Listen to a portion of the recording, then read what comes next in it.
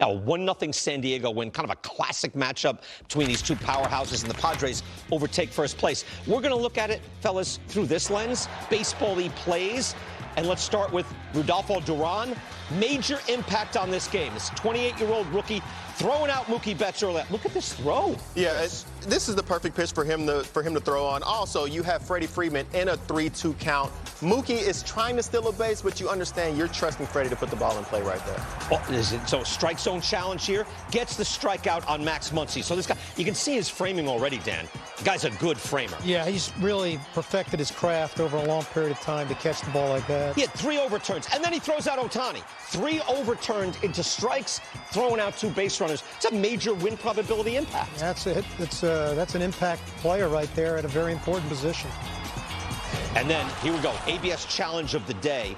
Mason Miller walked the first 2 guys, super closer, best in the game, but he walks the first 2 guys, and now that's a 2-0 count, except Duran challenges, just gets it, and from there, 11 straight strikes from Mason Miller. He got a flyout, strikeout, ground out. You're talking about it, Chris, the big change in leverage in the counts. Or sometimes you change it from a 2-0 to a 1-1. It changes everything. And the pitcher's mindset. There's a lot of times, even with the best pitchers in the game, if you see them get into a rut to where they continue to throw ball after ball after ball, all they have to do is execute that one pitch, and it gets them locked back in. Similar to a hitter who gets that bloop base hits, it gets you locked back in. Right now, Rodolfo using the challenge system to get Mason Miller back into the at-bat, and it completely changed his mindset. The one thing I think everybody missed on that one pitch was how he caught it. If he catches that ball with his glove turned out going away from the plate, I don't think he challenges the call. The fact that he got his glove around a Mason Miller four-seam running back in on him and stuck it gave him in his mind confidence. That pitch is close enough to challenge. You know what, Dan? Just you saying that makes me think, as I'm watching him last night, I'm thinking, what? And I'm thinking Patrick Bailey. There's something he's doing. It's the quickness of his hands. It's something, how soft he collects it. I don't know if we can pull it up again, but watch how he catches this. First of all, think about the velocity he's catching that ball out. Okay. Magic. What he just did was really, at 101, most catchers catch that and it moves away from his glove. Going into the batter, he catches it and pulls it. Yeah, even for his mental. So his mental part was, my gosh, he had 2 challenges. He should have done it anyway, but it was automatic because in his mind, the way he caught it and framed it, that was a strike. Hey, the Padres do have first place. I know the run differential is what it is. They're a pretty good team. Their A squad, at the very least, they showed it was Michael King. He had tremendous stuff. They go to Jason Adam, then they go to Miller. So A squad Padres, they're formidable. Oh, absolutely. You watching Michael King on the mound yesterday. D-Row did an amazing breakdown on Michael King for his start yesterday. I mean, his sinker-slider combination that he's using, the changeup that he's having, that's exactly coming out of the same tunnel as his two-seamer. He looked like one of the best pitchers in baseball yesterday, and you're watching those guys. And Castro being able to limit the damage, not allowing the Dodgers to be able to use their running game at all. When you're talking about a 1-0 game, that's the difference between a win and a loss. Yeah, I mean, bottom line is, like Dave Roberts said it so well, if you're behind 7th inning with the Padres, you're losing the game. Absolutely. They didn't even deploy Mohan and Estrada. I mean, they've got weapons galore in the back end. They're the best bullpen in the game. Well, you know what? It reminded me, and guys, we were working late last year, when the Padres lost Jason Adam, they still had so much in the bullpen, not enough was made of. No. They lost the kill shot. Because when you go Morhone to Adam to Miller, you got very little shot. When they lost him, it changed things a little bit, and they got bumped out in the playoffs. With everybody, they're tough to beat. And you have to win those games. You have to win those 1-0 games, because the games, when you lose those, you give credit to Michael King, say Michael King went out and pitched the gym, and you still lost the game. There's so many teams, the Mets right now, you see so many teams going through very similar challenges. The Tigers as well. When they have a good start, they're not able to capitalize on those wins. The Padres are winning those close ones right now. All right, we'll take a short break. When we come back, bring your dad to work day. There we go. Dad, you ready? Come on, we're running late. We got to go. Preston Mattingly, general manager of the Phillies, and his dad, the manager, winning 16 of 20. That's next. MLB Now is presented. All right, Dodgers, Padres. First meeting between these division rivals. Miguel Andujar, a solo homer, his 4th of the year, and it's 1-0 San Diego as they jump on Yoshinobu Yamamoto just like that. However, D-Row, he rebounded in a big way. He struck out 7 innings. True pitcher's duel last night, Petco. And on the flip side, Michael King. This is the guy I want to talk about. Pitch for pitch, and I know you're going to talk more about him in your deep dive. 9 strikeouts, 7 innings for Michael King. We go to the 9th. Here comes the Grim Reaper. Mason Miller on for the save. In a jam. He walked a couple of batters in this inning. He gets Max Muncy looking, and then next batter, Andy Pages grounds out to end it. Michael King's 9 strikeouts were the most he's had in any game since last April. Dodgers shut out for just the 2nd time this season.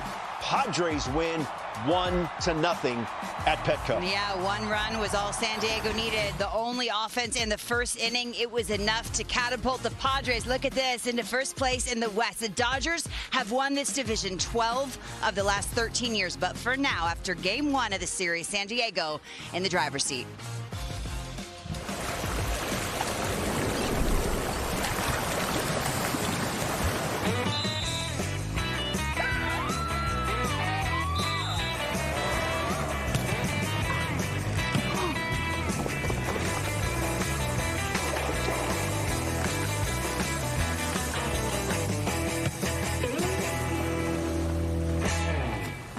Let's go. An underrated part of that, let's go, is when you kick the shark and it just flies. And it's going to be 90-something degrees today.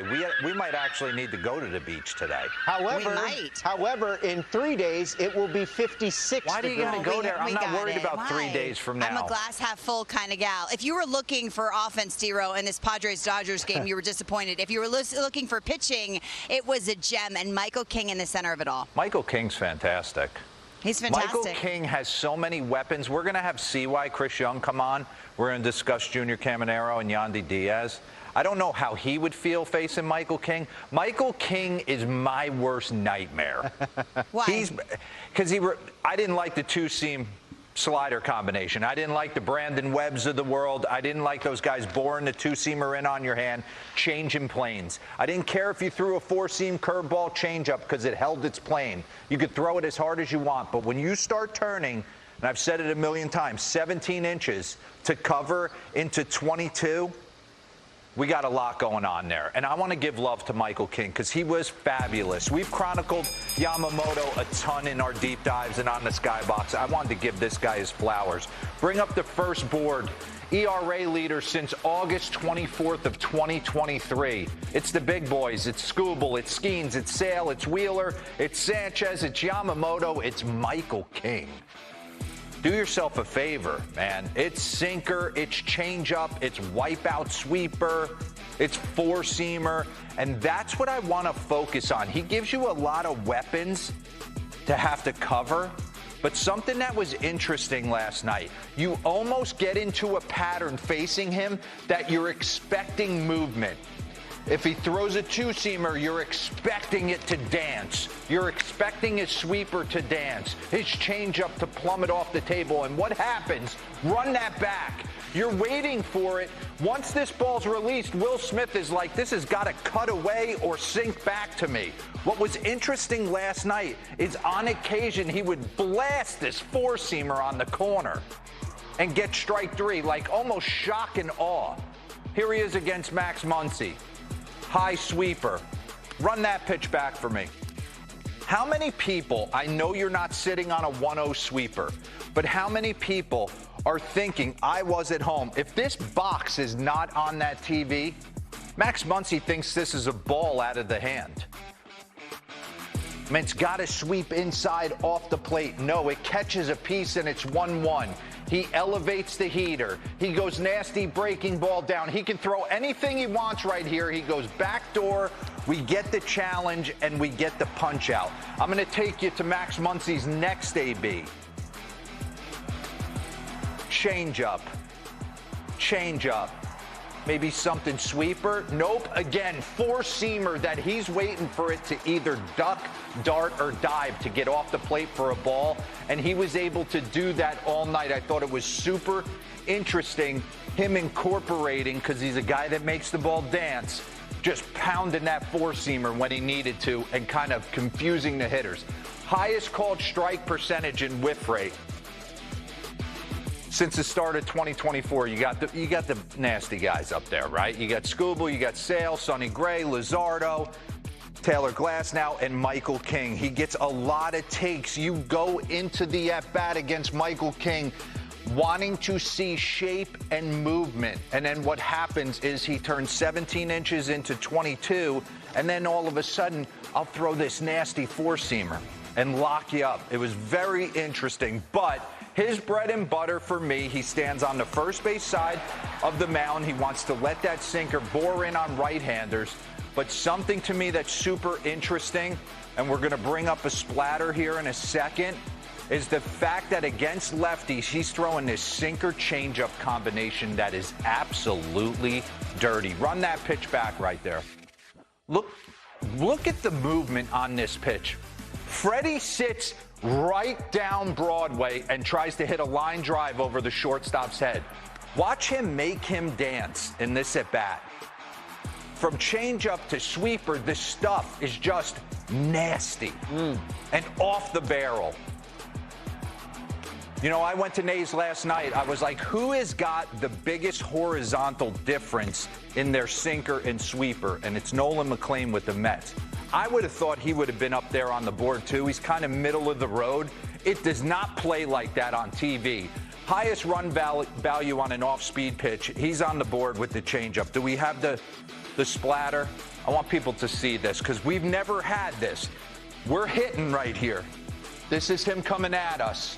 What's the one thing you notice about this board? This is the way his pitches kind of deviate and break and dart and dive. One thing, the only thing you have to focus on. His changeup and his sinker are absolutely on top of each other. You do not see that often. It's the perfect tunneling of two pitches. He has been fantastic for this team. I thought he was awesome last night.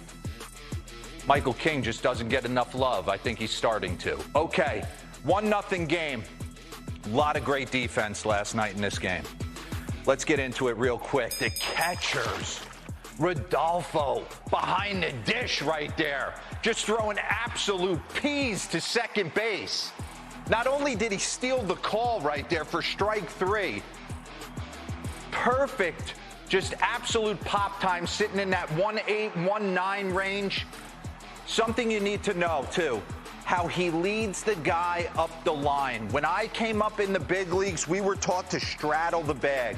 The ball is going to move quicker than you going to get it and then pulling it back and presenting it. You're not seeing that in today's game. You're seeing everybody take the throw in front of the bag, if anything, with a little two-seam tail so they can tag in front of the bag and almost get the ABS, not the ABS challenge, the challenge of hitting the guy on the tush or the back foot before he gets his hand in.